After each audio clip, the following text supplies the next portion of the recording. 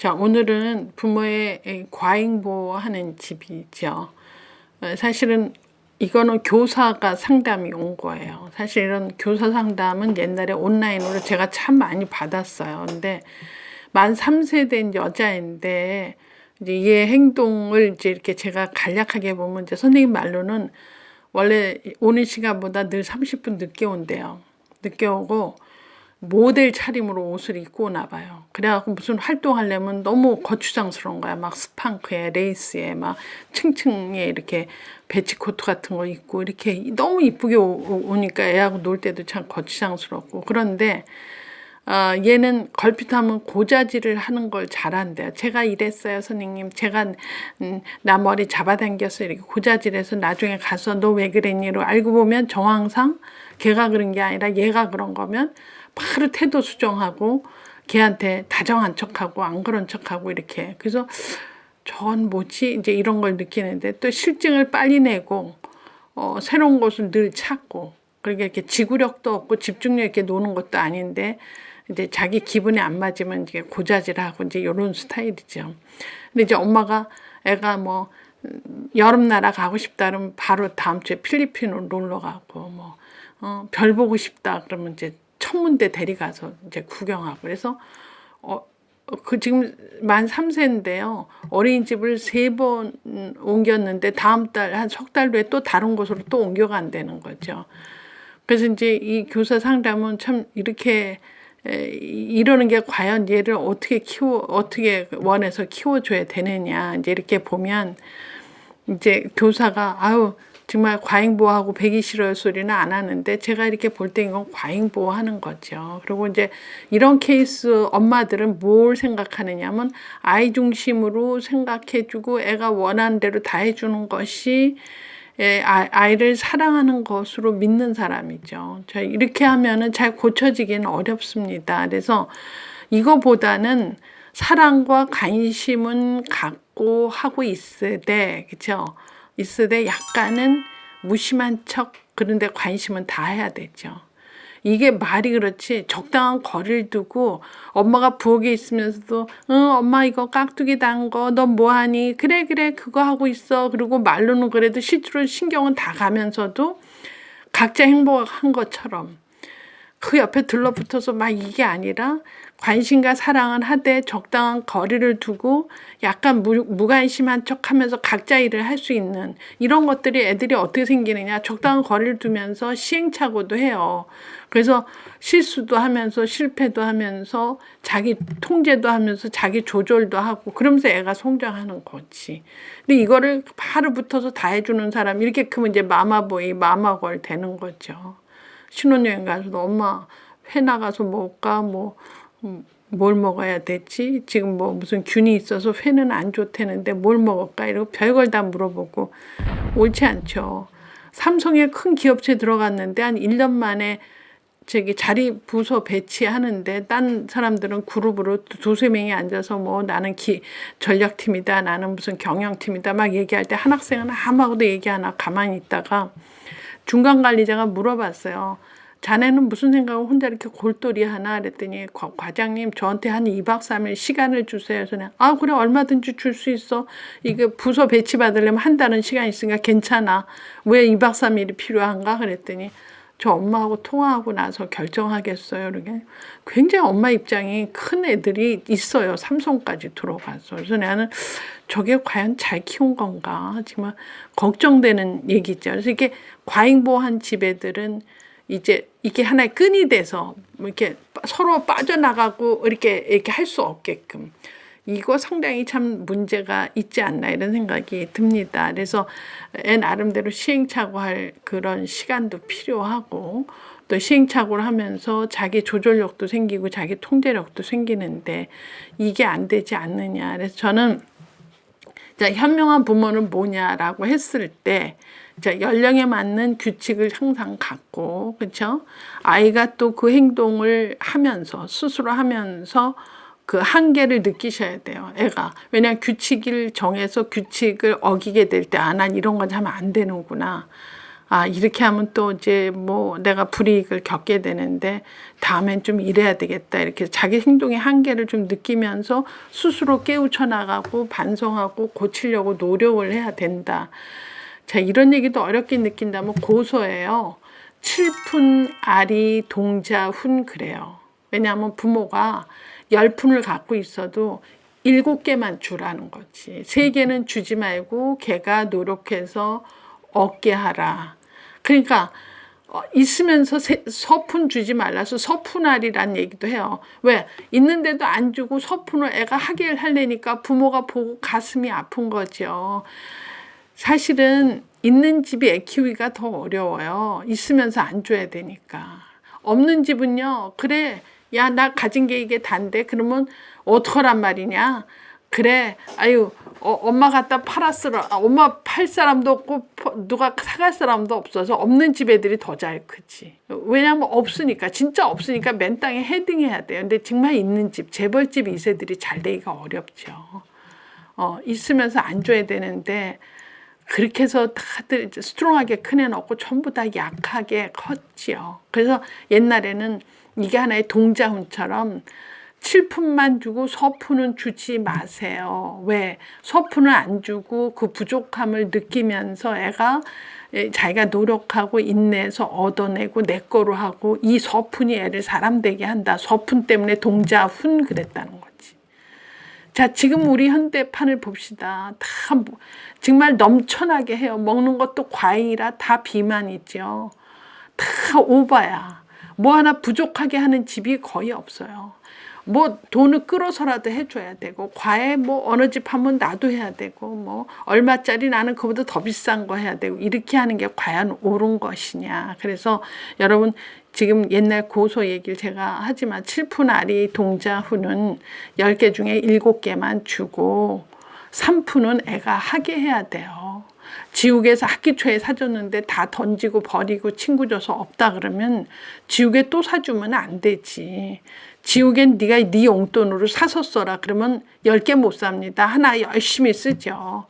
그거 요만해질 때까지 써요. 왜? 내 돈으로 샀기 때문에. 그래서 이렇게 물자 아끼고 자기 노력으로 사게 하고 자기 노력으로 이제 더 이상 지우개는 잃어버리지 않고 노력해야 되고 이런 것들이 사람 되게 한다니까.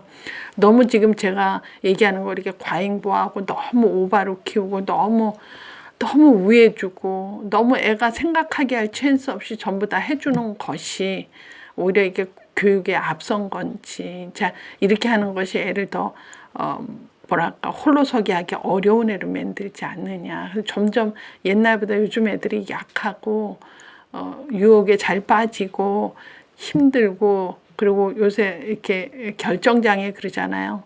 뭐가 초이스가 너무 많아서 결정을 못해. 이런 것도 좀 생각해 볼 때 좀 부족하게 키워야 된다. 저는 대학에서 집이 뭐 평수가 넓고 부자고 엄마 아빠가 다 투잡 뛰어서 우리는 넉넉하다 이런 얘기 할 필요 없이 대학생 용돈은 누가 벌어서 쓴다. 본인이 벌어서 써야 된다.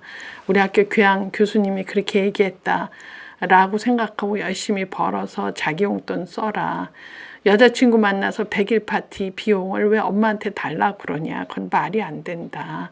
그리고 그 100일 파티는 옛날에 그 여자애도 그랬고 또 오래 사귄 그 여자애도 그 100일 파티 할 때마다 엄마한테 5만 원씩 10만 원씩 받아가는 거는 그 연애할 자격도 없지 않느냐. 나 그런 이렇게 좀 뉘앙스가 넌센스인 경우는 제가 이제 수업 때 이게 굳이 찍어서 너그러지 얘기는 안 하지만 잘 생각해 보세요. 여러분 연애 사업도 엄마한테 돈 받아서 하는 게 그게 맞는 거냐. 그래서 좀 대학생이면 좀 자립적으로 알바를 해서 또 100일 파티도 하려면 하고 아니면 못 하고 하는 거지. 그걸 돈을 엄마한테 받아서 하는 거는 과연 이게 잘 크는 거냐. 물론 여러분들 엄마들이 그렇게 키웠다면 대학에서 누구 하나는 옳은 소리 해야 되지 않느냐. 그래서 제일로 나는 한심한 대학생이 소비생이다. 그냥 엄마한테 교재비 타서 전부 교재 쓰고 책은 없고 그냥 이성교재 다 쓰고 책은 없이 알바도 안 하고 뭐도 안 하고 소비만 하는 대학생이 그게 괜찮은 대학생이냐 그렇게 생각하지 않는다. 물론 등록금까지 벌기는 어렵다. 그래서 요새는 학자금 융자 하잖아. 자기 용돈은 자기가 벌고 자기 연애 사업에 100일 파티 할 건 자기 수준에 맞게 하는 거. 이게 과잉보호돼서 크는 것이 대학교 때도 연결되고 60대도 철 안 듣는 사람 철 안 듣는 얘기해요. 엄마 그 산 팔아서 나 주기로 했잖아. 맨날 산 타령하고 이러는 건 철저하게 이건 교육이 잘못됐다 이렇게 생각이 들죠. 그래서 이 과잉보호하는 거는 애도 그렇고 엄마도 그렇고 이제 점점 이렇게 되면 노후가 없게 되죠. 애 때문에. 그래서 애당초 애가 어릴 때부터는 좀 엄마가 좀 절제하고 어떤 룰을 가르쳐 주면서 룰 안에서 애들이 인내할 수 있게 하려면 애를 사랑하되 부족하게 키우자. 이제 그 얘기를 제가 오늘 얘기가 좀 길어졌어요. 그런데 사랑은 많이 하고 관심도 많이 주되 부족하게 키우자. 그래서 서푼아리 하자. 서푼을 안 주고 아리 하는 게 낫다. 엄마 아리 하는 게 낫다. 왜? 애가 사람 되게 크기 때문이다. 라고 얘기를 하는 거죠. 자, 오늘은 잠투정이 심한 아이 있어요. 요 아이 케이스는 32개월 된 남자인데요.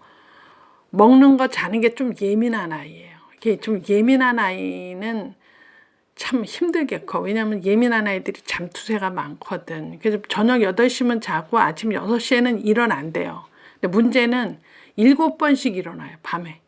근데 밤에 일어나 다시 재울 때는 800에 해야 되고 최초 잠들 때는 업어서 재워서 이렇게 뉘어놔야 돼. 나 이런 케이스는 그 왜 업어서 시작을 했느냐. 업고 시작하면 평생 그렇게, 그러니까 평생은 아니지만 얘 좀 나이 들을 때까지는 업고 재우고 엄마 저녁 때 엄마도 피곤하잖아. 애당초 누워서 등을 도닥거려 주다가 등에다가 이렇게 쿠션을 대주기 시작하다가 이렇게 해야 되는 거죠. 업어서 또 어떤 엄마 이렇게 흔드는 집이 있어요. 그 굉장히 피차 시작이 어렵게 시작한 거다. 그래서 이제 7번 깰 때 800에 해서 또 다시 재워야 되고 최초 재울 때는 등에다 엎고 재운다. 이런 것들이 이제 힘들어서 상담이 왔으면서 이런 상태로 지금 이제 그냥 어린이집 보내면 어때? 물론 어린이집 가서 낮잠 시간 있지만 거기서도 또 이런 집은 또 낮잠 시간 오래 재우지 마세요. 밤에 앉아야 또 이러고 연락이 오고 하긴 하는데 이게 애들이 일이 낮에 밤에 이렇게 다 연결이 되기 때문에 이제 그런 얘기들이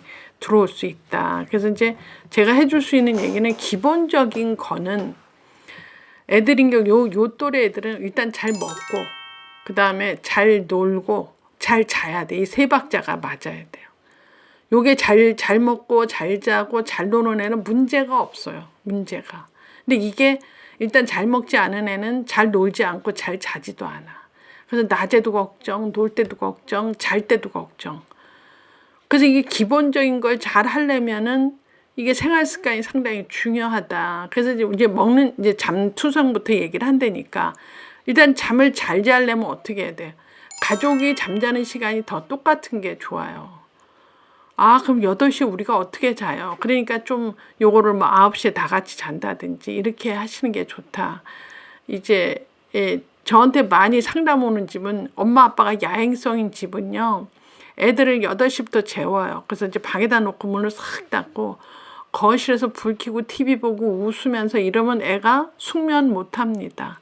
대부분 1시간 뒤에 깨서 울고 그러면 애도 나와서 이제 거실에 있고 이렇게 되면서 사이클이 이제 엉망이 되는데 좀 다 같이 9시부터는 커튼 치고 텔레비도 안 보고 다 자는 분위기로 해야 애가 이제 불빛도 없으면서 소리가 안 나면서 숙면이라는 걸 하죠.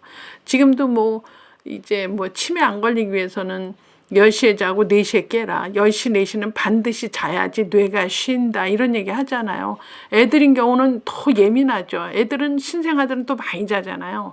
그 자면서 크면서 자면서 뇌가 쉬면서 청소도 되는데 근데 이렇게 시작부터가 아닌 집 애들은 이게 자라면서도 꽤 문제가 될 수 있다. 그래서 일단 자는 시간은 좀 엄마 아빠 통일해서 같이 다 자는 걸로 해야 애가 이제 숙면을 습관화할 수 있죠.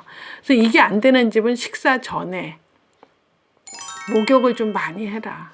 목욕놀이 하면 좀 에너지가 많이 탈진돼요. 그러면 탈진되면 뭐하지? 먹죠. 그래서 배불리 먹고 나면 먹으면서 졸아요. 되게 애들 하는 짓이 그래. 그래서 저 상담에서 이게 안 잔다 그러면 식사 전에 일단 물놀이를 30분 말고 한 40분 정도 50분 충분히 하면 애들이 뭐 거의 졸다시피 하면서 먹고 배불리 먹으면 바로 내차자게 해라. 근데 이게 습관화되면 나중에 또 이빨도 안 좋고 하니까 이게 어느 정도 자는 습관이 이제 생기면 안 해도 되지만 이렇게 어느 습관이 될 때는 이런 방법도 방법이다.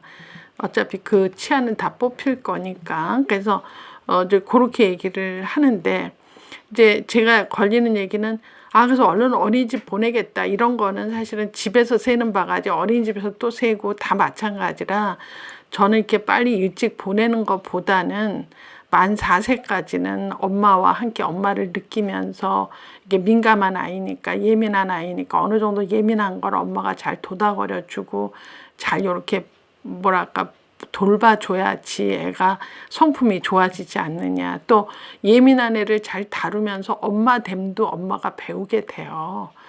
요새 제가 좀 답답한 건 너무 일찍 어린이집을 보내니까 그 엄마됨을 잘 모르는 사람이 있어요. 내가 지금 정신과 의사 얘기까지 할 필요는 없지만 정신과를 이제 가는 엄마들 36세 이후에 이제 정신과도 가면 이런 얘기할 때 제일 의사가 답답하대. 얘가 저녁에 잘 때 이런 일 해요. 그러면 하나도 모른대요.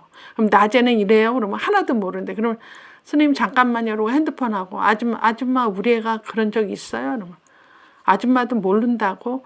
선생님 우리 아줌마도 모른대요. 그러니까 애에 대한 주인이 거의 없는 거야. 아무도 관찰도 안 하고 잘 몰라요. 그래서 선생님이 이래요 그러면 맞아요 그래요 그러면 그러면 그런 것 때문에 그래요. 그러니까 앞으로는 그렇게 하지 마세요 해야 되는데 아는 자 아무도 없어요.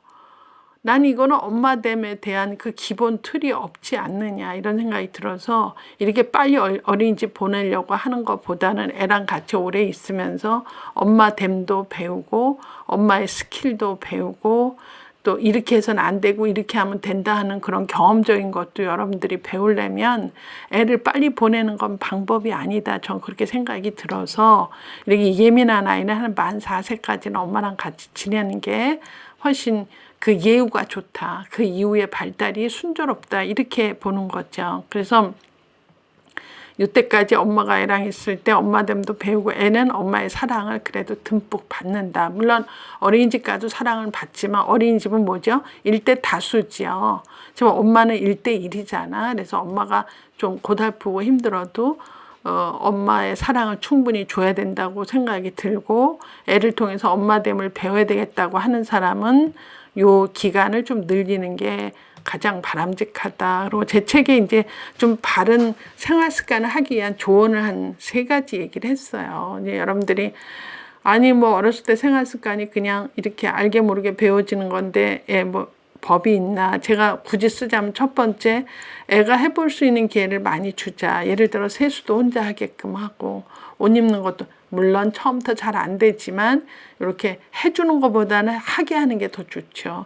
몬테소리는 우리가 다 자가교육 된다. 납두면 다 한다. 그래서 그 몬테소리 그 비디오에서 보니까 애가 칫솔질 할 때 이렇게 이빨을 이렇게 안 하고 이렇게 놓고 고개를 흔드는 애를 봤어요. 그래서 마음대로 하죠. 뭐 이렇게도 하고 고개를 흔들어도 하고 하지만 결국은 나중에 칫솔질만 하는 걸 알게 된다. 왜? 시행착오를 통해서 이빨은 고개를 흔드는 것보다 이렇게 흔드는 게 더 이게 효율적이다 하는 걸 애도 해보면 아는 거죠. 그래서 우리 모두는 안 가르쳐줘도 오토 에듀케이션 자가교육이 되니까 해볼 수 있는 기회를 많이 주자. 이게 이제 몬테소리도 얘기했고 저도 적극적으로 그래야 된다고 봐. 그러니까 굉장히 인내를 갖고 봐야 돼요. 혼자 세수할 때 굉장히 오래 해요.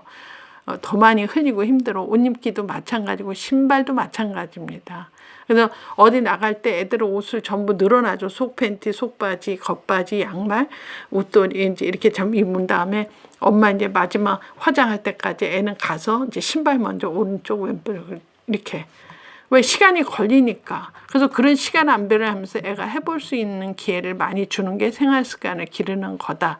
이게 바쁜 엄마는 엄마가 다 해줍니다. 그러면 애가 끝까지 신발은 엄마가 해줘야 된다든지 이런 사태가 생기면 그 결정적 시기를 놓친 게 되죠. 두 번째는 아이의 생각이나 마음을 말로 표현하게 한다. 예를 들어 이빨 잘 닦다가요, 어느 날 너무너무 안 닦으려고 해요. 난 이런 질문도 너무 많이 받아. 우리 애 너무너무 말 잘 듣고 잘하는데요, 가끔씩요 저녁에 이빨을 안 닦고 잔대요. 난 이럴 때 가슴이 철렁 내려앉고 너무 속상해. 그러고 막 그런 얘기하면 내가 그렇게 얘기해요. 어쩌다 한번 안 닦아도 사실 큰일은 아니잖아요. 그러면 좀 봐주셔도 돼요. 근데 자꾸 봐주다가 습관이 될 것 같으면 아마 이렇게 얘기해 볼 수는 있어요. 그래, 너는 오늘 너무 졸렸고 이빨 닦기가 싫구나. 그래서 안 하고 싶어. 오케이, 오늘은 봐줄 텐데 아마 이빨 안에 있는 벌레들이 밤새 이렇게 이만큼 컸을지 모르니까 내일 아침에는 2배로 치카치카를 해야 될 것 같은데 내일 2배 엄마랑 같이 할까? 그럼 일단 자는 맛에 네 그러죠. 그럼 재우고 내일 아침에 좀 더 공들여서 더 하면 됩니다. 그러다 습관된다. 그렇지 않아요. 365일에 한 닷새 그런 걸로 습관되지 않습니다. 그래서 너무 이렇게 억압적으로 하지 말고 유도리 있게 하지만 애 마음과 생각을 좀 읽어준다. 그래서 애들 얘기를 들어보면 오늘 너무너무 치카치카 하기 싫은 날 있으면 안 해도 된다. 그거를 애 마음으로 말로 표현할 수 있을 때 엄마가 상호작용은 그렇게 해주면 좋겠다. 3번째는 그런 좋은 습관 지도는 식사 때 식사 습관 가르쳐줘야 되죠. 세수할 때 세수 습관, 잠옷 입을 때 잠옷 습관, 이렇게 때때로 생활 습관을 그때그때 해주다 보면 애가 자기도 모르게 좋은 습관이 몸에 배인다, 이제 이런 뜻이죠. 그래서 어떤 점은 분리수거도 큰애는 플라스틱만, 둘째는 뭐만 이렇게 해갖고 너무 분리수거도 집에 아주 이쁜 통에 이렇게 잘 넣어서 하고, 또 식탁 차리기도 누구는 수저 넣고 누구는 뭐 넣고 누구는 반찬 갖다 놓고 이렇게 하는 것도 집집마다 아주 이렇게 잘하는 집은 제대로 참 키운다 싶고, 질서 지키기도 배워야 되죠. 파란 불에는 어떻게 하고 빨간 불에는 어떻게 된다. 그래서 이 좋은 습관 지도는 어렸을 때부터 해야 되고, 해볼 수 있는 게 많이 주고, 그리고 애 말과 생각을 말로 표현하게 하면 이런 좋은 습관 지도는 어려서부터 자기도 모르게 이제 체득되어진다. 그게 오늘 제가 얘기하고 싶은 내용이죠. 자, 오늘은 친구하고 말을 잘 안 합니다. 이런 상담 있죠. 한 만 3세 된 딸인데 친구 만나도 뭐 인사도 안 하고 뭐 말도 안 하고 이렇게 주변 언저리만 있고 이런 것도 상당히 걱정돼요. 그래서 이제 이 엄마는 요즘 얘기하는 선택적 항고증이냐 이렇게 얘기를 하거나 아니면 미성숙한 사회성이냐 이제 이런 거 갖고 이제 걱정을 하는 거지요. 그런데 한 만 3세 돼서 말을 제잘제잘 잘하기는 어렵고, 얘가 이미 다 수용 언어는 된데 표현 언어가 어려울 수도 있는 애가 있고 좀 늦게 개발될 수도 있거든요. 그래서 무슨 뭐다 이렇게 판정, 이건 36개월 이후에 가면 다 판정은 날 수 있는데 저는 약간 미성숙한 사회성이지 않느냐 이렇게 생각이 들면서 엄마한테 이제 여러 얘기를 들으니까 이 엄마는 이 상담 내용하고 조금 다른 얘기를 내가 들을 수 있어서 좀 화가 나고 속상했는데, 딸이 날 닮은 게 싫어요 이런 얘기를 해요. 그러면 딸이 뭐 날 닮겠어요? 엄마 닮지요. 특히 여자는 또 엄마 많이 닮아요. 애들이 맨 처음에 생긴 건 아빠 닮아도 점점 나가서 이렇게 크면서요 하는 짓이 엄마랑 많이 비슷해져요. 그래서 엄마 많이 닮거든. 근데 엄마 말이 저 닮은 딸이 너무 싫어요. 그러면 속으로 황당해지는 거 있잖아요. 그럼 누구 닮겠어요? 그래서 내가 그날 요 상담하고 별개로 어머니한테 말씀드리는데, 먼저 엄마가 엄마 스스로를 사랑하는 그런 태도가 중요합니다. 그리고 나를 사랑해야 돼요. 나를 사랑하지 않으면 남이 나하고도 관계가 안 좋아져요. 그래서 날 사랑하는 게 남하고 사랑해도 중요하고 남하고 관계도 너무 중요한데, 내가 엄마한테 얘기를 하는 것은 나 스스로를 사랑하고 좀 내가 좀 싫은 면은 자꾸 보완하려고 끝끝내 노력하고 이러면서 조금씩 변화될 수 있는데, 그러면 이런 태도를 가진 엄마라면 아이 행동에 대해서 이렇게 사랑으로 보는 마음이 생겨요. 그래서 저건 나 닮아서 똑같구나. 그래서 미워 이게 아니라 내가 이렇게 노력을 하면 애도 우리 딸도 날 보고 배워지겠지. 그래서 평생 모범 보이기를 평생 작업으로 해야 되죠. 제가 부모 교육 많이 다니면서 엄마들하고 얘기하면 뭐가 제일 힘들어요? 그러면 애 앞에서요, 제가 모범을 보이고 모델링이 돼야 되는데, 제가 워낙 그 모범하고 관계가 없는 사람이라 너무 피곤하고 어려워요. 그래, 어려워요. 누구나 어려워요. 우리가 얘기할 때 저 사람이 제일 표범, 뭐, 예를 들어, 모범이다. 이럴 사람 하나도 없어요. 그렇듯 어떤 엄마는 이걸 잘하고 어떤 엄마는 뭐를 못한다면 그 못하는 걸 인정하고 또 잘하는 거 있잖아요. 그걸 이렇게 좀 강화시키고 두드러지게 하면서 자기도 자꾸 변화되려고 노력하는 가운데 딸한테도 그런 시선을 줘야 되는데, 이분은 1차적으로 본인이 자기를 별로 좋아하지 않고 그리고 딸한테 그 모습 보이는 거는 못 견뎌하고 이래서 사실은 엄마가 굉장히 애한테는 중요한 사람이다. 미국 책에는 부모를 애들한테는 significant others, 의미 있는 타자다. 애한테는 의미 있는 타자가 엄마인데 엄마가 모범으로 생활을 하시려고 해야 돼요. 그래, 엄마는 키도 작고 뭐 이제 이렇게 보여줄 건 없지만 엄마는 이런 마음이 있잖아. 이런 마음은 난 엄마 참 좋은 장점 같아.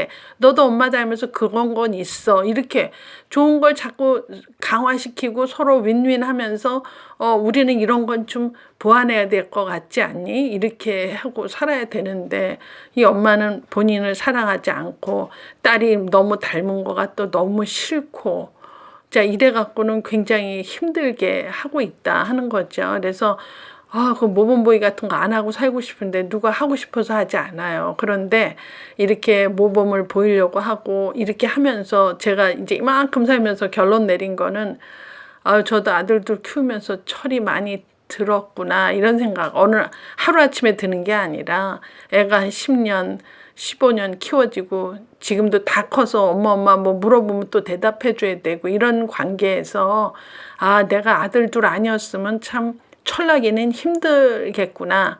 아들이 있어서 내가 지금도 이렇게 좀 이렇게 정리를 앞뒤로 하면서 내가 이 얘기를 하면 얘가 어떤 영향을 받을지, 또 내 지금 생각난 대로 얘기하면 얘가 마음에 상처를 줄까 또 걱정이고, 이런 모든 고려를 한다는 것 자체가 정말 애에 대해서 모범을 보이려고 하는 거니까 저도 애를 통해서 성장한다고 생각해요. 그래서 지금 이렇게 말 안 하고 사회성 없고 이런 것들이 다 모두 걱정거리로 될 수는 있지만 어머님이 먼저 생각을 좀 바꾸셔야 된다. 그래서 이제 애한테는 엄마가 의미 있는 타자로서 엄마가 나를 사랑하고 본인을 사랑하고 본인의 결점을 보완하려고 노력하는 이런 자세로 딸하고 상호작용한다면 딸이 날 닮아서 싫어요 소리는 하지 않을 것 같고, 자, 그런 관계 속에서 애들이 보고 배울 게 있을 것이다 이런 생각이 들죠. 그래서 모범보이가 말처럼 쉽진 않지만 누구나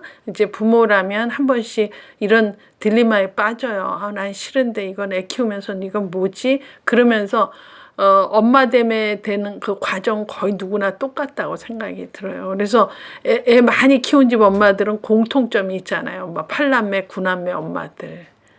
웬만해서 노하거나 화내지 않고 이렇게 다 일처리를 하시는 것은, 그쵸, 이게 뭐 이렇게 쉬운 작업은 아니라는 걸 그들은 경험을 통해서 알지 않았나 이런 생각을 하고, 일단 단순히 애하고 안 놀고 인사 안 한다 이러면 인사하는 그 예절을 자꾸 엄마가 먼저 모범을 보이고 엘리베이터 안에서 할아버지 보고 인사하고 누구 보고 인사하면서 모범을 보인다면 애도 이제 엄마 따라서 인사하고 누구 보면 말도 먼저 걸고 이렇게 하면서 이제 말 안 하고 인사 안 하는 애가 점점 벗어날 수 있다. 그래서 만 3세기 때문에 소아정신과 가서 선택적 항구증인지 한번 알아봐라 이럴 수도 있지만, 저는 그러기보다는 이제 일상적인 생활에서 엄마가 모범을 보이고 먼저 인사하고 먼저 말 걸고 뭐 이런 일들을 조금씩 하면 애가 점진적으로 달라진다. 그래서 한 만 3세, 4세까지는 이제 언어 폭발이 막 생기면서 얘기를 막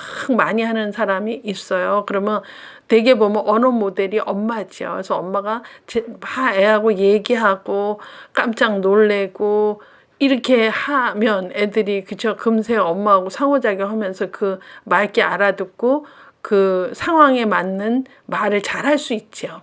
근데 그러니까 엄마가 벌써 딸이 싫다는 집은 아마 열심히 잘 안 놀고 상호작용을 적게 했을 것이다. 이러면 애들이 언어 모델을 제대로 못 배워서 남하고 놀 때도 이렇게 친사회적인 행동보다는 좀 그렇지 않은 걸 먼저 더 많이 하면서 애하고 노는 게 힘들어질 수 있다. 그래서 사실은 만 3세라고 하지만 그 이전서부터, 그쵸, 1살 이후부터는 끊임없이 애하고 얘기하고 대화 나누고 감동하고 공감하고 이런 어떤 라포 형성이 무엇보다도 중요한데, 이 엄마는 한번 그런 작업을 해야 되지 않나 이런 생각이 들고, 또 애를 잘 키우기 위해서는 내가 나를 사랑해야 된다 그런 생각하죠. 그래서 본인 사랑하는 거가 상당히 중요하다고 저는 생각해요. 전 자살률 이런 것도 이렇게 보면은 최소한 이렇게 나를 사랑하는 사람은 그쵸, 자살까지는 안 몰고 가지 않나 이런 생각이 들어서,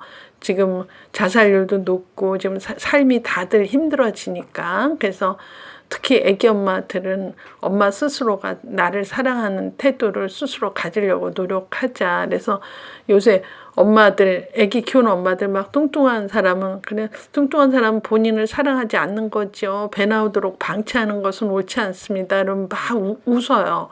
그 인정도 하면서 그 생활이 너무 힘드니까, 애 키우기 힘드니까 먹는 걸로 풀고 이런 사람은 그 내가 속마음은 알겠지만 자기 몸을 저렇게 방치하는 것도 사랑하지 않습니다. 그냥 병이 많이 오니까요, 비만하면. 그래서 요 얘기하다가 얘기가 많이 이제 곁다리로 간 것 같지만, 실제로 엄마가 애한테는 의미 있는 타자로서 그 엄마가 자기 스스로를 사랑하는 모습을 보이는 것은 무엇보다 중요하다. 그래서 애 키우는 엄마면서 애만 잘 되기만을 기도하는 건 옳지 않고, 그렇죠. 누가 날 봐도 내가 날 사랑하면서 남한테 좋은 선한 영향력을 줄 수 있는 사람이 돼야지 딸이 보고 배우고, 그렇죠, 아들이 보고 배우지 않는가. 그래서 엄마됨이란, 부모됨이란 그게 쉬운 작업은 아니다. 이제 이런 얘기를 이 컬럼에서는 하고 싶습니다. 자, 오늘은 깔끔한 성격의 아이죠. 이 얘기를 좀 들어보시면 대충 어떤 애인지 알 것 같아요. 28개월 된 딸아이인데 엄마가 늦게 난 외동입니다. 그래서 일단 낯가림이 심하고, 그래서 엄마가 한 번도 떨어진 적이 없고, 그래서 또 깔끔해서 옷이 조금 더러워지면 바로 엄마가 갈아입히고 그랬나 봐. 그래서 얘는 모래밭에 들어가지 않아요. 왜냐면 신발 안에 모래 들어가는 걸 허용을 못하고, 신발 안에 모래도 허용 못하고, 신발 바닥에 그 홈파인데 모래가 들어가는 것도 용납을 못한다. 이제 뭐 이런 것들이인데, 조금 지나치다 이렇게 저는 좀 생각이 들어요. 제가 개인차가 있고 집안마다 좀 그 깔끔도가 다르긴 해도 너무 이렇게 하면 애가 이렇게 긴장하고 크게 됐죠. 그래서 엄마가 바로 갈아입히고 바로 이런 집은 약간 그 강박적으로 엄마가 깔끔을 떨기 때문에, 그 깔끔하지 않으면 더러운 아이로, 나쁜 아이로 이렇게 자기가 판정을 하기 때문에 굉장히 못 견뎌하는 애도 봤어요. 그래서 너무 이렇게 엄마의 강박적인 행동이 과연 애한테 옳으냐. 그 좀 옷이 더러워져도 돼. 그리고 집에 가서 빨자. 뭐 여기서 논 김에 그냥 흠씬 놀아. 신발에 모래 들어가도 돼. 이렇게 해서 좀 약간 허용적인 엄마 눈치를 안 보는 애가 그렇게 커야지 되는데, 요런 착한 엄마, 좋은 엄마는 좀 아닌 것 같고요. 애가 엄마 눈치를 사뭇 봐야 되고, 바로 흘리면 또 백에서 하나 가져서 티셔츠 바로 갈아입히고 뭐 이렇게 하는 것이 옳으냐 이런 생각이 좀 들긴 합니다. 그래서 일단 애가 이렇게 낯가림이 심하고 어렵다 그러면 한 48개월까지는 엄마가 좀 잘 돌보면서 하는 것이 좋겠다. 어린이집 빨리 보내는 것보다는. 그렇지만 뭐 제 말 안 듣고 요새 일찍 보내요. 굉장히 일찍 보내는데, 자, 요럴 때 제가 팁을 하나 드립니다. 이게 중요한 팁이라고 저는 생각이 드는데, 엄마가 집에 있고 애를 보내기 시작하는데 만 4세가 아닌 때 보낸다. 그러면 이제 어떤 일들이 왕왕 생기냐면은, 엄마 오늘 나 안 갈래. 이제 오늘 안 간다 그러고 막 또 떼쓰고 아침부터 그래요. 그러면 굳이 어린이집을 그렇게 꼭 보낼 필요는 없다. 왜 어린이집 뭐 개근상 탈 것도 아니고 정규 지금 뭐 학교 프로그램 같이 뭐 타이트해서 그거 안 하면 무슨 수업을 못 따라간다든지 그런 게 아니고, 저는 어린이집은 애들한테 정서적으로 신나는 하루, 재밌는 하루, 애들하고 놀아서 막 이렇게 뭐 그런 하루로 하는데 애가 굳이 가기 싫다는데 보내는 건 나는 옳지 않다고 봐요. 그래서 이런 경우는 아 그래? 그러면 오늘 엄마랑 같이 놀까? 그리고 뭐 가까운 마트도 가서 마트 경험도 한번 하고, 마트에서 막 뛸 때 뛰지 않는 것도 가르쳐야 되고, 마트 막 물건 막 자꾸 떨어뜨리고 그냥 가지 않고 떨어진 건 다시 올려놓고, 이런 거 다 배우는 거죠. 또 이렇게 재래시장 가는 거 뭐 이런 것도 다 배우는 거잖아요. 그래서 그렇게 엄마 오늘 가기 싫어 그러면 그래? 엄마랑 오늘 마트 가자. 오늘은 우리 동네 큰 소방서 한번 들러보자. 아, 경찰서도 가볼까? 이러고서 여러 가지 좀 다양한 경험을 애들하고 해도 되죠. 근데 이제 한번 이제 다니기 시작하면 뭐 큰일 나는 것처럼 막 이러는데, 난 그렇게 뭐랄까 자율성이 없이 하는 엄마는 옳지 않다고 봐요. 그래서 만 4세 전에 혹시 애를 보내게 된다 그러면 애가 싫다 그러는 날은 그래? 그러면 오늘은 엄마가 바쁜데 외할머니랑 너는 어디 갔다 와라 이렇게. 아 그래?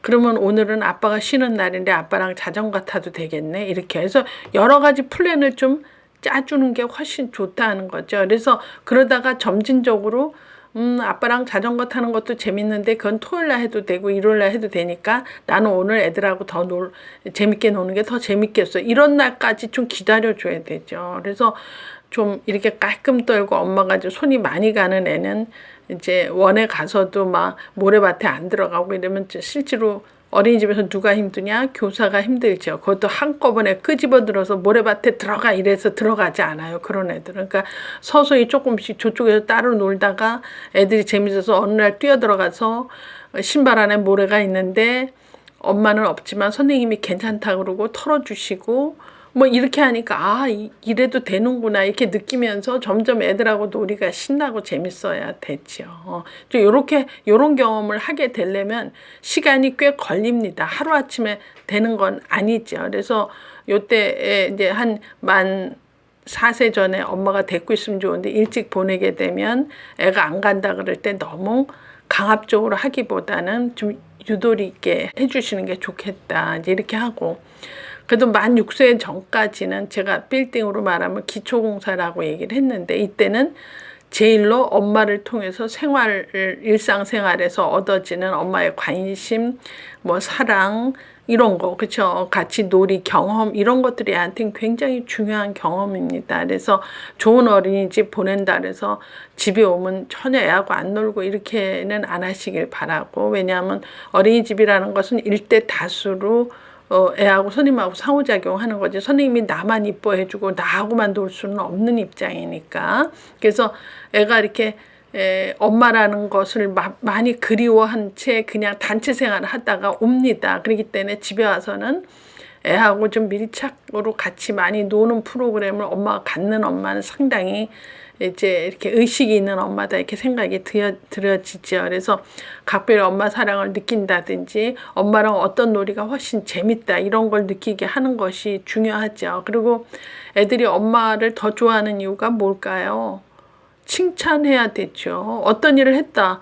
되게 한국 엄마들 아유 착하다 최고다 나 이런 칭찬도 칭찬이야. 물론 아유 미워 저리가 이런 엄마보단 착하다 최고다도 좋지만, 사실은 왜 착하다는 얘기를 듣는지 구체적인 과정을 들어서 얘기해 준 칭찬이 오래가요. 그러니까 예를 들어 아유 우리 딸이 엄마를 도와주니까 엄마가 몹시 기분이 좋고 일을 빨리 했네 최고예요 뭐 이렇게. 그냥 최고야 이러면 뭐 때문에 최고지? 난 늘 최고구나.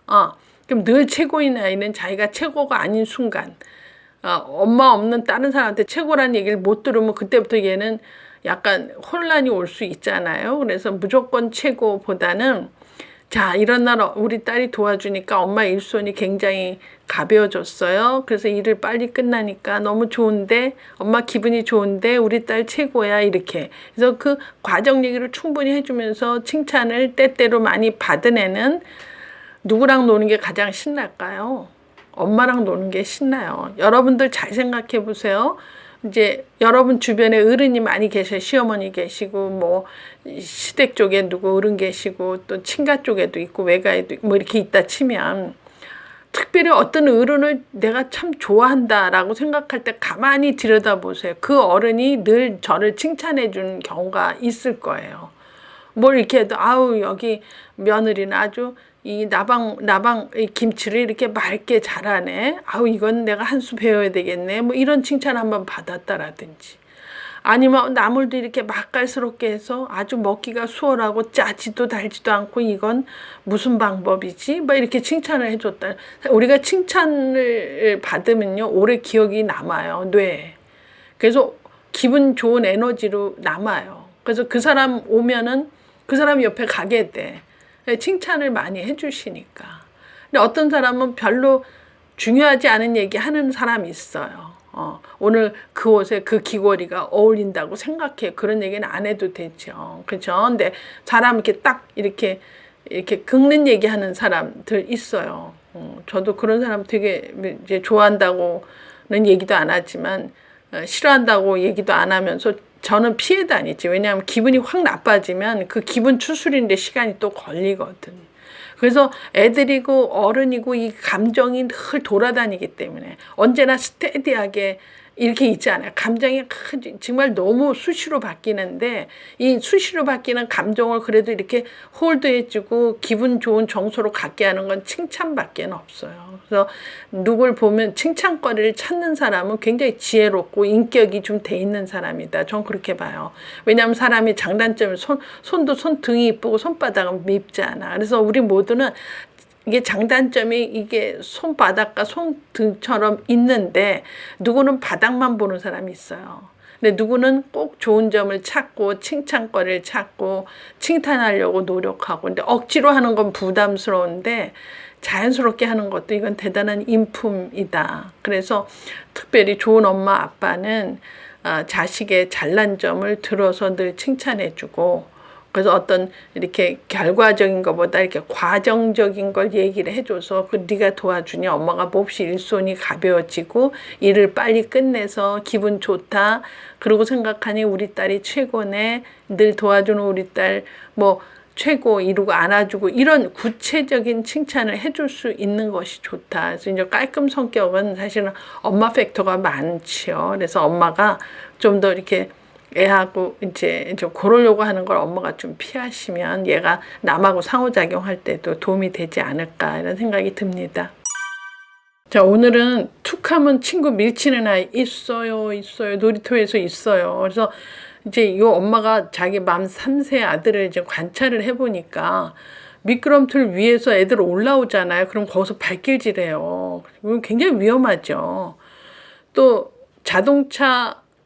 자기가 좋아하는 자동차 누가 타려고 하면 손도 못 대게 하고 이런 것도 좀 또 이유 없이 애들 밀치고 또 친구에게 자기가 장난감 혹시 뺏겼다 이러면 뭐 거의 세게 물거나 아주 자지러지게 하죠. 좀 굉장히 약간 전반적으로 방어를 많이 하고 또 공격도 굉장히 세게 하는 거칠고 난폭하다 이렇게 봐요. 그래서 이제 이거 갖고 엄마가 상담을 왔는데 저도 아들 키워보지만 이렇게 공격성 나오는 게 이렇게 나쁘다. 쟤는 참 나쁜 애이다. 이렇게 볼 수는 없는 것 같아. 그러니까 자연적인 상황인데 제가 언제도 얘기했지만 애들의 사회성이라는 게 친사회적인 거 먼저 하지 않아요. 약간 반사회적으로 거칠고 공격적인 거 하다가 몇 번 주의 듣고 또 약속 지키고 규칙을 지키다 보니까 서서히 애가 이제 그 공격적인 행동을 말로 한다든지 이렇게 되면서 친사회적으로 되죠. 낳자마자 무슨 친사회적인 행동부터 하다가 에이 화난데 오늘은 공격이야 이런 애는 없습니다. 그러니까 시작은 공격적으로 거칠게 하다가 이제 때때로 이제 엄마가 개입해서 얘 그렇게 하니까 친구가 그렇게 하면 아프지 않아? 그럼 너도 그렇게 생각해봐. 그럼 너도 좋으니? 그리고 계단에 올라오는데 발길질하면 안 되는 거지. 얼마나 아프고 무섭니? 그렇게 하면 이런 일들을 자꾸 개입을 하면서 서서히 발길질 안 하고 혹시 내 거 뺏겼더라도 애한테 물진 않고 이렇게 해야 되죠. 그래서 지금 이런 모든 상황이 있을 수 있는 상황이에요. 애들 상황에서는. 그래서 일단 엄마들한테 내가 하고 싶은 얘기는 공격성 자연스러운 과정이다. 자기 방어하기도 하고 또 자기가 얻고자 하는 걸 얻기 위해서 공격적인 행동을 합니다. 그래서 이거를 병적으로 보지 마시라고 하는 거고, 그렇지만 좀 지도는 해야 돼요. 그렇죠? 이 아이는 조금 과격한 거고 누구나 다 걱정되는 수준인데, 그러려면 맨 처음에 해야 될 게 뭐죠? 애 분노 감정을 엄마가 접수하고 이해해야 돼요. 그래, 네가 타려고 그러는데 제가 뺏어가니까 화가 났구나. 그럼 이럴 땐 넌 무슨 얘기 했으면 좋겠니? 친구야, 그거 내가 타려고 하던 건데 네가 막 와서 타니까 나 너무 속상해. 뭐라든지, 그 화난다고 떠밀고 그 손등을 무는 거 하지 말고, 너 감정은 알겠어. 너 화난 감정인데 물지 않고 할 수 있는 게 뭐가 있을까? 그 물어야 돼, 엄마. 그러면 이제 그때부터 많이 가르쳐야 돼요. 물지 않고 할 수 있어. 엄마한테 일단 얘기해봐. 그래서 얘기를 조근조근 풀면요, 얘기하고 나면 때릴 힘이 좀 덜 나요. 저도 옛날에 가정폭력 하는 사람들 이렇게 인터뷰 좀 한 적이 있는데, 부부지간에 싸울 때도요, 이렇게 화를 탁 뒤질러서 상대방 얘기도 못 듣게 하면 벌써 난타 돼요. 선빵이 난타되고 던지고 막 이러는데, 이렇게 한 톤 딱 적고, 여보, 난 지금은 이 순간에 얘기하고 싶지 않아요. 우리 저녁 먹고 저기 동네 나가면서 얘기합시다. 이러고 이게 톤을 좀 끌고 지금 화나는 걸 좀 억제하고, 그렇지만 그 화난 감정은 인정해야 돼. 이래서 삐졌구나는 인정을 하되, 그 즉시 하면요 바로 그냥 난타되고 싸움되고 다 부수고 이러더라고요. 보니까 우리 어른도 그런데 애도 마찬가지거든. 그래서 그럴 때 시간을 좀 준비하고, 그래, 엄마가 볼 때 네가 마음이 속상했겠다. 네가 타려고 막 내려와서 타려오는데 걔가 얼른 타고 도망가니까 속이 상해서, 그치, 걔를 물고 싶지만 물면 안 되거든. 그러면 어떻게 했으면 좋을까? 엄마 쟤랑 얘기가 안 통해. 쟤는 물어야만 돼. 이러면은 그 계속 얘기를 많이 하셔야 돼요. 그래서 이 분노 감정을 일단 엄마가 접수하고 이해해주고, 그 화나는 감정을 말로 하게끔 도와주는 게 이제 엄마들이 해야 될 일이죠. 되게 이게 하루아침에 되진 않아요. 그래서 아이가 동의할 수 있는 합리적인 규칙, 예를 들어 너 그러면 엄마랑 그렇게 안 하기로 했어, 안 물기로 했어. 근데 만약에 너무 화가 나서 물었다. 그런 날은 어떡할 거니? 그러면 엄마 안 하면 되잖아. 나 안 물을 수 있어. 아니, 그런데 너무 그날은 정말 너무 화가 나서 물었다. 그런 날은 어떡할 거야? 그러면 안 하면 되잖아. 그래, 그럼 엄마랑 약속하자. 너 만약에 안 하기로 했는데 물었다. 그런 날은 너 좋아하는 초코 우유를 못 먹는 거야. 너 좋아하는 바나나 우유를 못 먹는 거야. 이렇게 좀 사소한 약속이라도 이렇게 걸고선 하셔야 돼요. 그래서 그 합리적인 규칙을 만들어서 어떤 날 걔가 정말 깨물었어요. 그 옛날 버릇이 나와서 한 3일 잘하다가 4일째 깨물었다고 칩시다. 예를 들어. 그럼 그날은 반드시 바나나 우유 못 먹거나 초코우유를 못 먹었어야 돼요. 못 먹으면 애들이 유치하기 때문에 먹는 거 제한하면 굉장히 애들이 신경 써요. 내가 안 하기로 했는데 애를 깨물어서 엄마가 그걸 기억하고 이 약속을 내가 어겼기 때문에 내가 좋아하는 초코우유 또는 바나나 우유를 못 먹는구나. 막 침을 꼴딱꼴딱 생기고 막, 그러면 그때 엄마가 약 올리면 안 돼. 거봐라, 너 이렇게 하시면 안 되고. 그래, 너가 옛날에 했던 대로 하다가 보면 이렇게 실수하는 거야. 실수하면 너가 엄마하고 약속이니까 못 먹는 거지. 엄마도 가슴 아파. 그렇지만 네가 이거를 오래 기억하고 내일 또 할 일을 안 하고 그 다음 주에도 또 안 그러고, 그래서 네가 이 버릇이 고쳐진다면 너무 좋잖아. 그러니까 오늘 못 먹는 거에 대해서는 속은 상하지만 오래 기억합시다. 난 네가 이런 걸 오래 기억하길 바래. 이러고서 약간 측은지심을 갖대. 약 올리고 이러시면 안 되고요. 측은지심을 갖대. 걔가 그런 약속을 어겼을 때 오는 불이익을 경험해야 돼요. 이런 게 애들한테는 통제력, 내면적 조종이 생긴다고 많은 학자들이 얘기합니다. 이게 우리 한국 엄마들이 제일 가르치기 어려운 거예요. 내면적 조종을 갖게 한다. 내가 규칙을 어겨서 내가 원하는 초코 우유를 못 먹는구나. 바나나 우유를 못 먹는구나. 아, 속상하다. 그러면 다음부터는 절대로 하지 말자. 이런 생각하게끔 규칙이 있어야 돼요. 어떤 집은 규칙이 없어요. 그러면 애가 잘 고치기가 어렵습니다. 애들 마음에도 이렇게 욕구를 좀 지어나고 억제하는 마음도 가르쳐야 되고, 그게 이렇게 조금씩 이렇게 경험된 애들은 꽤 잘 참고 해요. 잘 못 참는 애들은 나중에 경쟁력도 없는 애로 큽니다. 이건 굉장히 중요한 얘기라 여러분들이 좀 나이에 맞게 좀 합리적인 규칙을 좀 만들고 지켜나가도록. 못 지켰을 때 불이익 경험하는 거 너무 중요한 경험이죠. 불이익 경험할 때 걔가 철납니다. 근데 이런 거를 안 한 집은요, 나중에 잡으려면 되게 힘들어요. 되게 힘들어요. 초코우유, 바나나 우유 갖고 안 됩니다. 자, 이런 거는 엄마가 좀 잘못하는 거다. 자, 만 3세 특징은 일단 맑게 알아듣죠.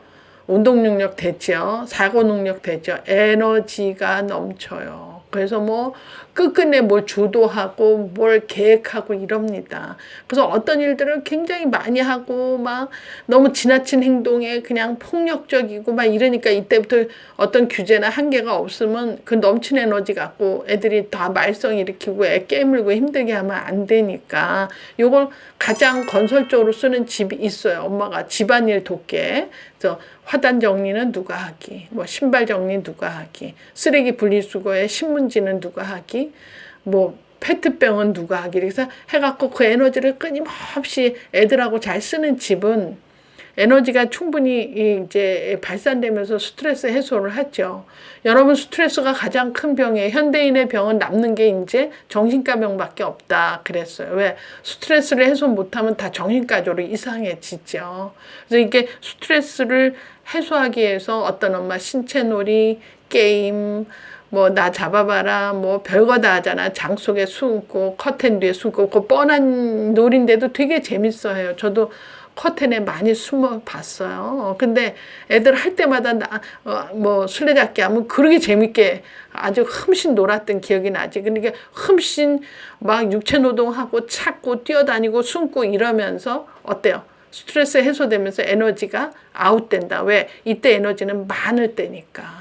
에너지가 많은 애를 안 돼, 여기 앉았어, 이렇게 하는 건 엄마가 좀 잘못 키운다 이렇게 생각이 들죠. 그래서 특별히 그런 집 있어요. 엄마가 안 되는 게 많아서 놀이 제약이 많은 집의 엄마들은, 놀이 제약이 많은 집의 엄마들 밑에 크는 애들은 어떤 놀이 해야 돼? 치료놀이 많이 해야 돼요. 풀구름 이렇게 풀 이렇게 밀가루 풀 만들어서 거기다 파란 물감 쳐서 막 손발에 다 묻히고 도장 찍고 이러면 되게 재밌어요.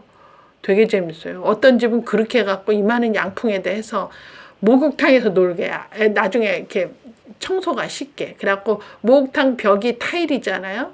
거기다가 풀그림 딱 찍어서 그냥 손으로 찍고 발로도 찍고 온갖 때 딱 한 다음에 이제 실컷 놀고 몸에다도 도장 찍고 이렇게 지저분한 놀이를 하게 되면 애들이 어떻다? 정서적인 해방감이다. 왜? 엄마 아빠가 안 되는 거 천재인 집은 이런 정서적인 해방감을 갖지 않으면 바깥에 나가서 남 때리고 힘들게 할 수도 있어요. 제가 이렇게 역행하는 집 애들을 상담을 많이 받아보면 엄마 아빠가 굉장히 엄격하게 하는 집이 있어요. 엄격하게 뭐 때려서가 아니라 걔가 좋아하는 뭐를 못하게 하는데 아주 지속적으로 해서 애가 엄마 아빠의 눈빛만 봐도 이렇게 질려한다든지 이런 애들은 늘 긴장 속에 살고 있기 때문에 그거를 정서적인 해방감을 갖게 하려면 바깥에 나가서 엄마 아빠 없는 곳에서 맘대로 행동하죠. 그래서 결국은 이제 교사도 힘들고 놀이터 가면 쟤만 나오면 무서워하고 이런 것들은 좀 엄마가 엄격하게 하는 거 아니냐 이런 생각이 듭니다. 자, 오늘은 위험한 행동을 하는 애들이 있어요. 집에서도. 어떠냐면 예를 들어 좀 애들이 있는 집은 저거 있잖아요. 3단 그 서랍장 같은 거. 예전에 저 이 비슷한 상담 받고 얼마나 나도 그때 가슴 아팠는지 몰라. 애들이요 그 느낌을 몰라서 아래 서랍 열지요. 그리고 윗서랍도 열고 올라가요. 그 윗서랍에서 세 번째 또 올라가요. 네 번째 올라간 다음에 올라가서는 뒤돌아보고 막 울어요. 그럼 집 가서 보면 뭐 어떤 애는 벌벌거리고 거기서 오줌도 싸고 울고 막 토하고 이러거든. 그러면 이제 그러지 말라고 아무리 그래도 애들이 또 다 까먹어. 자기중심적 사고를 하기 때문에. 그래서 저는 이런 거는 옳지 않다고 봐. 왜? 물리적으로 이거는 뭔가를 빨리 했었어야 되죠. 그래서 예를 들어 그 장이 꼭 거기에 필요하다 그러면 거기다 강력 테이프를 붙여서 또 쓸 때마다 그거 뜯으면 이제 거가 나중에 자리가 생기니까 그것도 별로 안 좋다면 뭐 다른 방으로 옮겨놓고 그 앞에 뭘 무거운 걸 대서 그걸 쓸 때만 엄마가 그걸 옮기고 쓴다든지 이제 애 노는 방에 거 놔서 맨날 거기서 뛰어내리다가 다리 부러지고 팔 부러지고 이렇게 하는 거는 엄마가 난 지각이 없다고 생각이 듭니다. 그래서 이렇게 말귀는 충분히 알아들어도 비슷한 사고를 또 자꾸 일으키는 것은 이제 엄마가 이 물리적인 환경을 좀 바꿔야 된다. 뭐 강력 테이프를 붙인다든지 다른 방으로 보낸다든지 이런 일들을 하지 않으면 안 되죠. 또 어떤 엄마는 그 콘센트 아울렛 있잖아요. 거기다가 애가 젓가락 놓고 막 이렇게 하고 감전될 뻔하고 그러면 거기다가 무거운 문갑을 둬서 거기다가 또다시 그런 일을 안 하게 해야 되는데 그러지 말라고 했잖아 이래놓고 거가 늘 이렇게 보이게 하면 애들이 또 어제 그제 혼난 거 잊어먹고 또 하죠. 이거는 옳지 않다는 거죠. 그래서 거기다가 무거운 장을 놔서 도저히 장을 못 움직여서 거기서 그 짓을 못하게 해야 된다. 그래서 제가 예전에 이제 책에는 미국서 그 저녁 초대받은 얘기 제가 했어요. 그때 저녁 초대받은 집이 미국 가정이었어요. 그래서 저하고 한국 학생은 몇 밖에 없고 전부 외국인이었는데 제가 그걸 물끄러미 보고 내가 이렇게 책에서도 쓰고 강연에도 쓸 줄은 몰랐는데 그 초대한 집에 그 집 주인 여자가 8개월짜리 아들이 하나 있었어요. 그래서 이제 우리들 온다니까 이제 미국식은 뷔페식으로 많이 하잖아요. 이렇게 접시 몇 개 놓고 각자 알아서 떠먹고 뭐 특별히 식탁은 없어도 접시 하나만 들고 먹어도 되니까. 근데 이제 이러고 유심히 봤는데 엄마가 주방에서 일하고 막 바쁜데 요 아들 녀석이 그 거실에 이렇게 높게 있는 왜 화분 있잖아요. 화분 안에 하얀 자갈들을 쭉 놓고 이쁜 화분들 그중 키가 좀 큰 거. 그 녀석 기저귀 찬 녀석 8개월짜리가 엉금엉금 가서 쟨 또 뭐하나 봤더니 거기 거실에 뜩 놓여있는 그 큰 나무에 그 자갈을 딱 이렇게 주먹으로 탁 쥐더니 엄마를 쳐다보더니 확 이렇게 거실 바닥에다 던지는 거예요. 그런데 미국 애들도 노소리 잘 안 해요. 노소리는 참 듣기 싫거든. 그랬더니 그 엄마가 이렇게 자갈 떨어지는 소리 보고 부엌에서 일하다가 얼른 애한테 와서요. 이래요. 오오 이래요. 이거 옳지 않아 이런 뜻이지. 그러니까 애가 이렇게 엄마를 쳐다봐서 이 뜻은 뭔가를 알아내기 위해서 엄마가 바로 가서 애 손을 붙잡고 자갈을 주워다가 거기다 넣습니다. 이렇게 넣는 행동을 해요. 그러니까 애가 이렇게 쾌적한 행동은 아니지만 이거를 주워다 담는구나. 이제 이런 정도 메시지가 들어간 거죠. 8개월짜리가 말귀 못 알아듣습니다. 8개월은 그렇지만 이제 대충 어떤 행동을 하면 이제 개념은 오겠지만 그랬어요. 그래놓고 애한테 이제 이러니까 이건 아닌가 보다. 그러고서 또 주스 얻어먹고 또 막 식구들 사람들이 많으니까 막 이 사람 저 사람 보고 칭찬받고 하다가 또 한참 3시간 지나니까 거길 또 내려가요. 내려가더니 그 큰 나무 밑에 앉아가지고 그 자갈을 또 딱 잡는데 잡기 전에 엄마를 쳐다보더라고. 그랬더니 엄마가 아까처럼 이제 안 된다 이런 뜻으로 이러니까 애가 이렇게 쳐다보고 이게 무슨 의미지 했는지 하는 소리에 걔 참 재밌어. 그걸 붙잡고 또 확 뿌려봐요. 애들 참 재밌어. 그러니까 엄마가 바로 내려와서 뭐 안 된다고 했잖아 이런 얘기 안 합니다. 애하고 같이 또 그걸 자갈을 또 주워. 그래서 하지 않는 거라고 계속 사인을 주죠.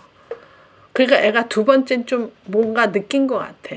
그리고 좀 시간이 좀 지났는데 애가 또 내려왔어 거기로. 그러니까 모두가 쳐다보잖아 애를. 제가 어떡하나. 애가 엉덩이를 탁 깔고 앉더니 손을 이렇게 댄데 엄마가 계속 이러거든. 그러니까 이렇게 하려다가 안 하던데요. 야, 3번 하니까 안 하더라고. 안 하더니 그 다음부터는 걔는 거 가서 이렇게 앉아갖고 자갈을 손에 안 쥐고 그 위에 나무 화분만 이렇게 보다가 그리고 술술 기어서 딴 데로 가요. 자, 그걸 보고 내가 뭘 느꼈느냐. 훈육은 연달아 3번은 해야 돼요. 이 노라는 사인을 걔가 3번은 받은 거지. 그러니까 이 엄마하고 사는 아는 여기 와서 저거 자가갖고는 아니구나가. 난 8개월짜리가 그 엄마가 뭐 긴 얘기한 것도 아닌데 그때마다 똑같은 사인 했어요. 그리고 행동해. 그럼 같이 주웠어. 그렇게 하기를 딱 3번.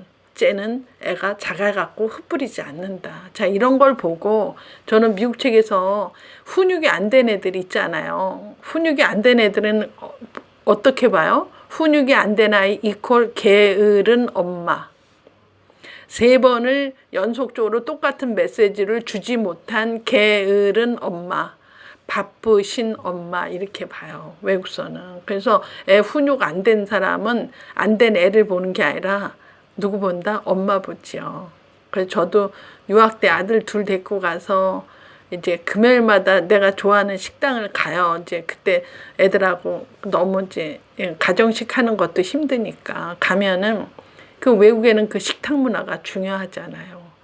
그럼 이제 음식을 시키면 애들이 먹으니까 별로 큰 일을 안 저지르는데 이제 음식 오더하고 시키면서 그 시간이 많이 좀 있어야 되잖아요. 근데 애들이 뭐 식탁에서 엄마랑 뭐 의미심장한 얘기 안 하거든.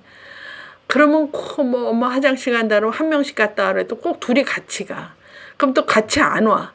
그럼 또 화장실 가면 화장실 가는 그 길에 그 중국 음식에 폴춘 쿠키 같은 거 이렇게 크게 놓으면 그거 거기서 다 따고 앉았는 거야. 우리 아들 둘이. 그러니 하여튼 그래서 저는 한식당만 많이 갔는데 그 매니저가 벌써 아들 둘이 화장실 쪽 가면 그 폴춘 쿠키 딴 데 올려놓고 이랬던 기억이 나요. 그래서 나중에 그 여자 매니저하고 친했던 기억이 나는데 너무나 많은 일들을 하죠, 애들은. 그래서 이제 그때마다 어떤 일을 하고 이제 해야 되는데 제가 지금도 생각나는 게 이제 밥을 먹을 땐 조용한데 밥 먹기 전에 뭐 이상한 행동을 애들이 포크 갖고 뭐 막 이러고 그러면은 저는 애한테 계속 사인 주고 저는 실제로 그 식당에 온 미국 할머니 눈총을 받았어요. 왜냐하면 저렇게 행동을 테이블 매너가 없는 동양 애가 남자애가 둘이 왔는데 저 엄마는 쩔쩔매고 아무것도 하는 게 없다. 저 엄마 게으른 엄마고 뭐 제대로 한 게 없다. 그래서 애가 저렇게 훈육이 안 된 애들이다. 그러니까 애를 보고 막 찌찌거리는 게 아니라 그 애를 둔 엄마 저를 보고 쭈쭈거리죠. 눈총 맞아서 정말 일찍 돌아가시는 줄 알 정도로 그렇게 힘들었었어요. 그래서 애들 미국서 공부 박사하면서 키우면서 이제 훈육에 대해서 이제 미국 책들 보면 그렇게 훈육이 안 된 애들은 이제 게으른 엄마다, 바쁜 엄마다 이렇게 판정을 지죠. 그래서 제가 오늘 이 컬럼에서 얘기하고 싶은 것은 3살적 버릇이 8까지 간다. 물론 3살적 버릇이 8까지 가요. 그러면 3살까지 무방비로 아무렇게나 있다가 3살 이제부터 시작 그러고 이제부터 막 해요? 아니요. 8개월 때 얘 엄마는 그걸 몰랐지. 걔가 그 화분이고 하얀 자갈을 장난감으로 생각할 줄은 아무도 몰랐지만 이 엄마는 이제부터는 사인으로 얘한테 알려야 되겠다. 노노노 하신 거죠. 노노노. 노라고 말하면서 그게 애한테 전달이 간 거예요. 그래서 적정한 신호를 걔가 8개월 때, 6개월 때, 1살 때 주셔야 돼요. 엄마가 OX가 분명해야 돼요. 안 되는 거 대구가 분명해야 자 3살적 버릇 8까지 가려면 그 이전에 8개월에 시작했을 거. 자 이유식할 6개월 때부터 밥 먹는 습관. 그렇죠? 이런 게 전부 그 이전부터 시작된다. 그래서 이제 요때 내가 까딱 이 2가지 개념을 잘못 얘기하면 애를 좀 이상하게 만드는 너무 복종만 강요하는 집이 있어. 왜 복종을 중요시하는 집은 질서가 잡혀야 된다. 옛날 스파르타 시대는 복종이 중요했어요. 그 고대 아테네는 귀족 정치는 거기서 상당 부분 자유를 허용했습니다. 그래서 2개 극명하게 차이가 나는 건 자유는 조화로운 인간이고 복종은 엄격주의, 연대감, 질서 이런 거지. 지금 우리 가정에서도 이걸 극명하게 둘로 내가 볼 수 있어요. 그래서 적당히 애들이 이러저런 거 했을 때 개입하고 참견해야 된다. 아까 8개월짜리 엄마 했잖아요. 참견해야 돼요. 적절히. 근데 이게 약간 도가 지나치면 이게 너무나 애를 이제 복종 위주로 힘들게 할 수도 있으니까 어느 정도 개입하고 참견할 건지 아니면 어떤 엄마 그런 거 있어요. 위험하지 않은 범위 내에서는 아이가 스스로 시행착오하게 하게끔 또 좀 내버려 두는 집이 있어요. 자, 여기서 이 둘 중에 어떤 걸 선택할지는 여러분 내 방송 듣는 엄마들도 결정해야 돼. 때때로 개입하고 참견할 건지, 복종 위주로 할 건지, 아니면 적당히 위험한 범위 안에서, 위험하지 않는 범위 안에서 애가 시행착오 하게끔 해야 되겠다 해서 약간 자율성을 좀 준다든지 선택권을 준다든지 하는 것도 걔 인성에 영향을 많이 미친다고 봅니다. 그래서 두 가지 얘기는 제가 한꺼번에 하면서 여러분들이 선택할 이유가 있다 이런 생각이 듭니다.